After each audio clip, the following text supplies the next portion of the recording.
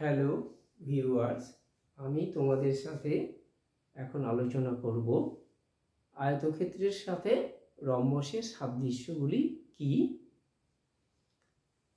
আমরা সাদৃশ্য বা পার্থক্য সুন্দরভাবে লিখতে হলে বিষয়কে উল্লেখ করে সাদৃশ্য হলে উভয় ক্ষেত্রে হ্যাঁ লিখে দিলেই আমরা তার উত্তরগুলো লিখে ফেলতে পারবো।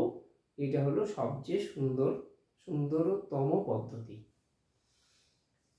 তাই আমি আগে এই বিষয়, আয়তক্ষেত্র আর রম্বস লিখে রেখেছি। এবারে আলোচনা করব যে আয়তক্ষেত্র কাকে বলে। না, যে সামান্তরিকে একটি কোণ সমকোণ তাকে বলা হয় আয়তক্ষেত্র। আর রম্বস যে সামান্তরিকের সন্নিহিত বাহুর দৈর্ঘ্য সমান তাকে বলা হয় রম্বস। তাই আয়তক্ষেত্রে সামান্তরিকের যে ধর্মগুলো সব বা বৈশিষ্ট্যগুলো, সব বৈশিষ্ট্য বা ধর্ম আয়তক্ষেত্রের মধ্যে আছে। আবার সামান্তরিকে যে সকল ধর্ম বা বৈশিষ্ট্য, সেই সকল বৈশিষ্ট্য রম্বসের মধ্যে আছে। রম্বসের সন্নিহিত বাহুর দৈর্ঘ্য সমান হয়ে যাওয়ার ফলেই সামান্তরিকে তা হয়ে যায় রম্বস। আবার সামান্তরিকে একটা কোণ সমকোণ হলে সে হয়ে গেল আয়তক্ষেত্র। তাই সামান্তরিকে সেই সাতটা ধর্ম আমরা লিখে ফেলে হ্যাঁ লিখে দিলে সেই ধর্মগুলো আয়তক্ষেত্র আর রম্বসের মধ্যে রয়েছে। যেমন প্রতিটি দুটি সর্বসম ত্রিভুজে বিভক্ত করে। যে কোনো একটা কর্ণ ধরি এসি, এখানে ধরলাম এসি। এই কর্ণ দুটো পরস্পরকে কি করবে? দুটো সর্বসম ত্রিভুজে বিভক্ত করবে। একটা এ বি সি আর একটা এ বি সি। এখানেও একই রকম এ বি সি আর একটা এ সি ডি। তাহলে এটা উভয় ক্ষেত্রে আছে বলে এই ধর্মটা, বৈশিষ্ট্যটা তার উভয় ক্ষেত্রে আমরা লিখে দিলাম হ্যাঁ। এবার বিপরীত বাহু পরস্পর সমান্তরাল। সামান্তরিকটাই তো আয়তক্ষেত্র হয়েছে, তাই কোনটা একটা কোণ সমকোণের জন্য। তাহলে আয়তক্ষেত্রের বিপরীত বাহু সমান্তরাল। আবার রম্বস তো সামান্তরিকের সন্নিহিত বাহুর দৈর্ঘ্য সমান হয়ে যাওয়ার জন্য হয়ে গেছে। তাহলে রম্বসেরও বিপরীত বাহু সমান্তরাল। তাহলে এই ধর্মটা উভয় ক্ষেত্রে আছে বলেই উভয় ক্ষেত্রে আমরা লিখে দেব হ্যাঁ।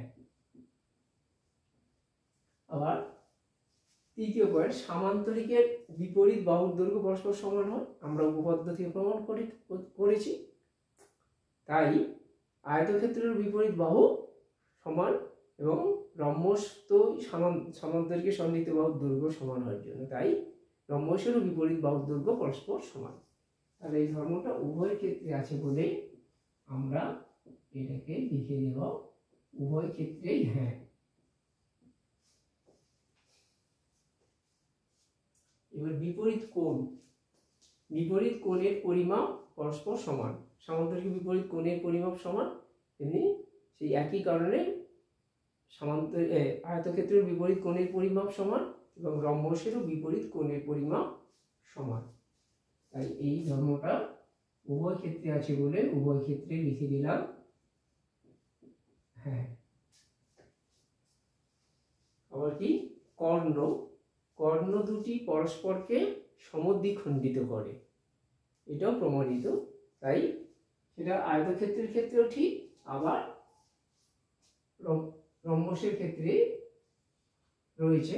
তাই উভয় ক্ষেত্রে আমরা আছে বলেই কি লিখে দেব হ্যাঁ লিখে দেব।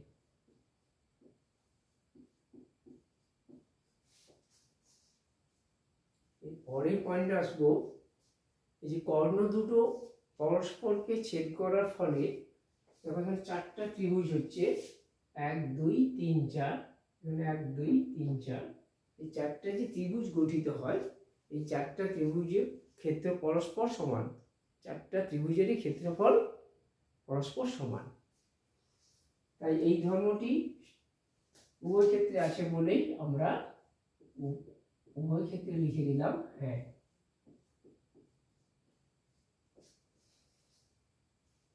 পরে আসবো, যদি আয়তক্ষেত্র হোক বা রম্বস হোক, তাদের যে কোনো বাহু সংলগ্ন অন্তঃকোণ দুটির সমষ্টি 2 সমকোণ। তাই এই ধর্মটি উভয় ক্ষেত্রে আছে বলেই তাহলে উভয় ক্ষেত্রে লিখে দেব। হ্যাঁ,